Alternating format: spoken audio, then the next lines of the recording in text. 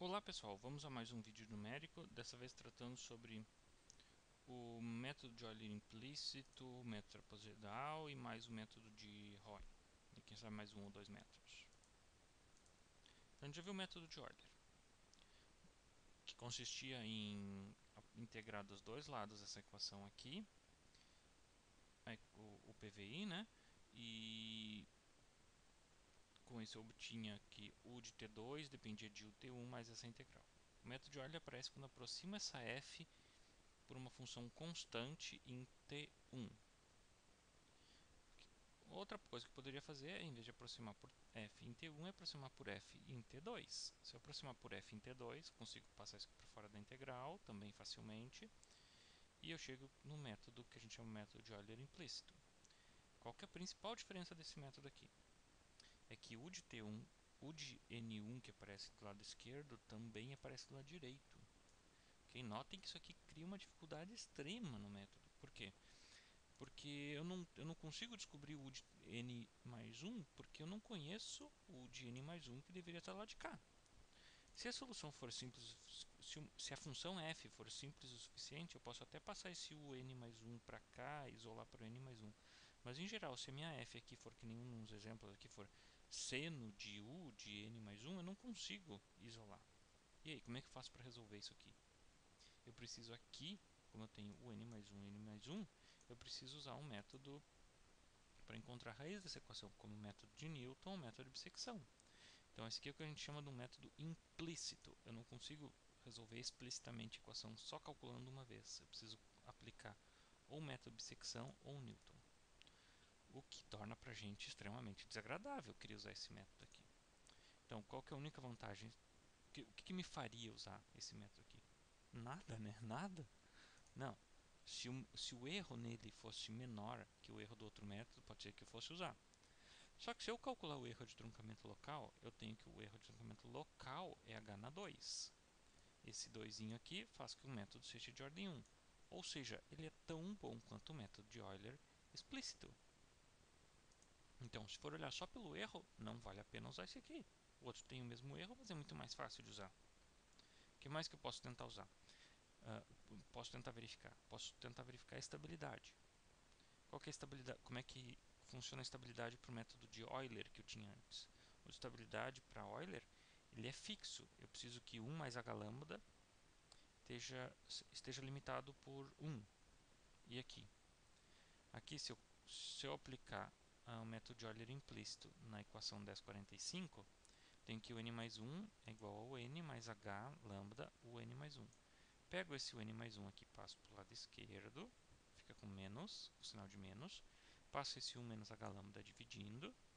O n mais 1 depende de o n, onde o n depende de o n menos 1, que depende de o n menos 2, que depende de o n menos 3, até o primeiro termo. Então, que depende do primeiro termo, que é igual a 1. Né? Então, eu tenho que, para que o método seja convergente, eu preciso que 1 sobre 1 menos h lambda, quando n vai para infinito aqui em cima, eu preciso que isto aqui vá para zero. Para que isso aqui vá para zero, eu preciso que o que está dentro do parênteses aqui seja limitado em módulo por 1. Ou seja, módulo de 1 sobre 1 menos e tem que ser menor que 1. Ou, se eu inverter, módulo de 1 menos z tem que ser maior que 1. Só que se eu tentar fazer um gráfico disso aqui, eu vou ver que isso aqui é um disco centrado em z igual a 1. Faço um desenho aí. E com raio 1. Ou seja, dá só do lado direito do espectro. Só do lado direito o círculo. Centrado em 1 com raio 1, dá um círculo do lado direito, né? Só que h tem que ser positivo. E para analisar a estabilidade, a gente usa lambda negativo. Ou seja, todo o lado esquerdo do gráfico, está incluído na região de estabilidade. Ou seja, esse método aqui é sempre estável, não importa o h. Ele é o que a gente chama de um método incondicionalmente estável. Então, isso aqui que é a vantagem do método, por exemplo, do método de ordem implícita. Eu posso escolher qualquer h que ele vai sempre ser estável. Claro, eu não posso pegar um h muito grande, porque se eu pegar um h muito grande, como o erro é proporcional a h, o erro vai ficar grande. Mas eu não tenho que ter eu não tenho um limite em h, e dependendo do valor de lambda, sempre vai funcionar. Okay? Qual que é uma outra possibilidade de encontrar um método melhor que isso? é o método trapezoidal, por exemplo. Como é que é o método trapezoidal? Na hora que eu pego esta integral aqui, em vez de aproximar para uma função constante, eu aproximo para um polinômio de grau 1. Ou seja, isso aqui vai dar a integral de uma reta que vai ser simplesmente o trapézio. Ou seja, aqui que é aplicado é simplesmente a regra do trapézio, que é um meio do primeiro termo mais um meio do outro termo, um meio de um extremo mais um meio do outro extremo, e multiplica pelo tamanho do intervalo. Então, com isso, eu tenho um método trapezoidal. O que a gente pode notar no método trapezoidal? É que o n mais 1 depende de n, depende de n, e, infelizmente, depende de n mais 1 também. Ou seja, é implícito. Cai naquela desgraça que eu vou ter que aplicar método de secção, método de Newton para poder resolver. Só que neste caso, o que é o bom aqui? O bom é que se eu calcular o erro de truncamento local, que a gente não vai fazer porque as continhas são longas, o erro de truncamento local é H na 3, ou seja, esse aqui é um método de ordem 2. Então ele é bem melhor que o outro método. Então aqui começa a se tornar vantajoso a usar ele. Só que infelizmente ele é implícito. Ok? Se eu calcular a região de estabilidade, não vou fazer as contas aqui, mas vai ser também, ele vai ser todo o semiplano negativo.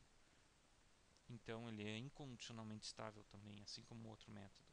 Então eu posso escolher qualquer valor de H. Está ficando cada vez melhor isso aqui, né? Para que ele ficasse realmente bom de usar, é só se ele não fosse implícito, né? Bom, se eu pegar, eu posso tentar criar um outro método aqui. Vamos tentar que eu tivesse cheating aqui, tentasse como se fosse burlar o método. Aqui na equação 1074 está a equação do trapézio, né? Um meio do primeiro do f de tn com um meio de f de tn mais 1, e aqui viria o n mais 1, né? O que torna o método implícito.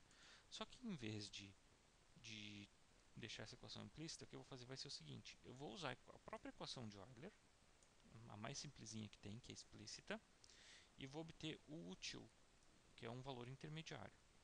E com o útil eu coloco ele aqui, ou seja, eu estimo quanto equivale, faço uma predição que a gente chama, quanto equivale a solução em Tn mais 1, e depois uso essa equação aqui para corrigir o valor, o que me dá o meu primeiro exemplo de método preditor-corretor. Okay? Então, isso aqui não é um método trapezoidal, é um método diferente, que é chamado método de Roy ou método de Euler modificado. Qual que é a vantagem? O n mais 1 depende de n e de til, mas o til só depende de n e de n, ou seja, o método é explícito. Não tenho mais aquelas frescuras de botar método de secção método de Newton. Mas será que quando eu fiz esse cheating aqui no meio, eu não destruí a ordem do método? Eu não vou fazer as contas aqui, mas felizmente o erro de truncamento local continua sendo H na 3. Isso aqui não vai ser sempre que vai acontecer, mas para esse método acontece. Ou seja, eu tenho que esse método aqui é de ordem 2. Ok? Então ele é um método explícito e é de ordem 2, bem melhor que o método que a gente tinha visto até agora. Ok? Como é que eu faço para usar esse método aqui? É bem simples. Como ele é explícito, a gente não vai ver métodos implícitos aqui, mas como ele é explícito, eu simplesmente tenho que colocar essas duas equações aqui,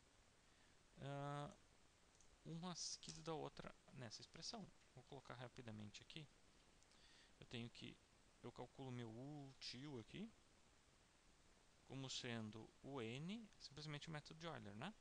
E depois vai ser mais h, vamos arrumar os parênteses direito aqui, sobre 2 vezes f de tn o n, cuidem os parênteses, mas até uma sugestão aqui, ó, chamar 1 de f1, vai ficar com outro método que a gente vai ver, pode ser que a gente veja no futuro, e f2 como f de t de n mais 1, vírgula útil.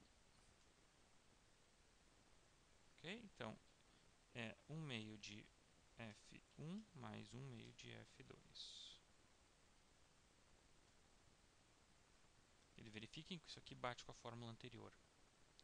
E eu tenho aqui o método, vou botar aqui em comentário, o método de Roy, que é explícito, ok?